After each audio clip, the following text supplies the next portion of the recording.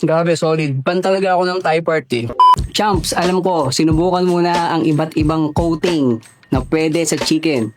Pero this time, gagamit tayo ng kakaiba. Gawa tayo ng Pili Nuts crusted chicken. Kailangan natin ng 500 grams na deboned chicken thigh, 1 cup Pili Nuts, 2 large eggs, salt 3/4 teaspoon, black pepper 1/2 teaspoon, garlic powder 1/2 teaspoon, paprika powder. Kailangan natin ng 1/2 teaspoon din. Instead na yung buong thigh part yung gagamitin natin, hinati natin sa dalawa para maging strip siya.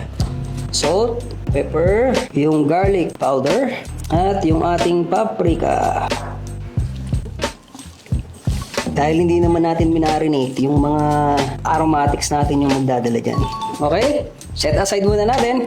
Now, ready naman natin yung ating pili nuts. Full yung kailangan natin, pero i-course din natin to or i-crush din natin to. Siyempre, gamit ang mini food processor ng Jedder's tindahan. Available po yan.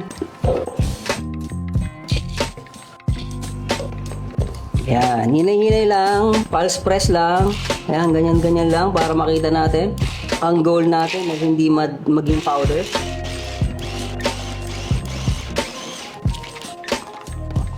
Parang okay. Lagay muna natin dito. Ayan, champs. Kita nyo yung yung texture yan. Tama-tama lang. Hindi siya powder. Medyo buo-buo po siya, di ba? Ayan, pwede na yan. I-prepare naman natin, champs, yung ating egg wash. Okay, well combined na. Game, isa sa pinakamahalagang parte ng ating pagluluto ay ang pag-coat ng chicken. Dip muna natin yung chicken. Tapos ay ilagay natin sa crush pili.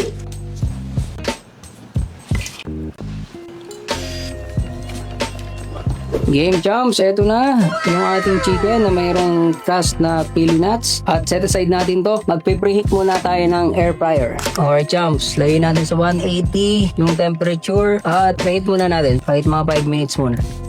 At ilagay na natin yung ating inihandang chicken thigh. Yan.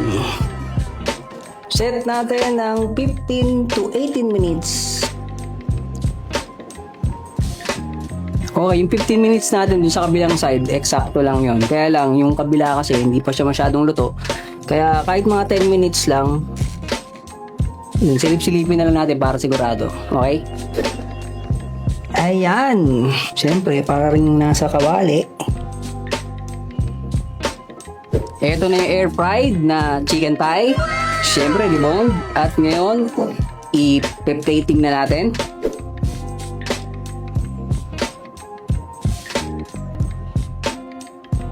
Game, tikman na natin yung ating pinaghirapan. Parang hirap na hirap talaga. Yung ating Pili Nut crusted chicken, tikman na natin. May kakaibang crunch. Siyempre, imagine niyo no, na toasted or fried yung Pili Nuts na nandun sa coating ng chicken. Kasi yung chicken natin, dahil tayo nga, gaya ng sabi ko kanina, hindi siya naging dry. Juicy pa rin. At siguro sabihin nyo, bakit may sauce?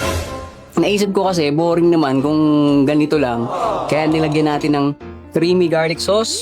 Kung gusto mong malaman kung paano gawin, mag-comment ka lang. Tikman ulit natin.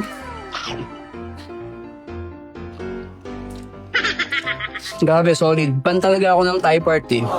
Pag nag-order ako dati sa fast food, ito rin ang gusto ko. Ano pa hinihintay mo? Gayahin mo na to. Ang sarap. Promise.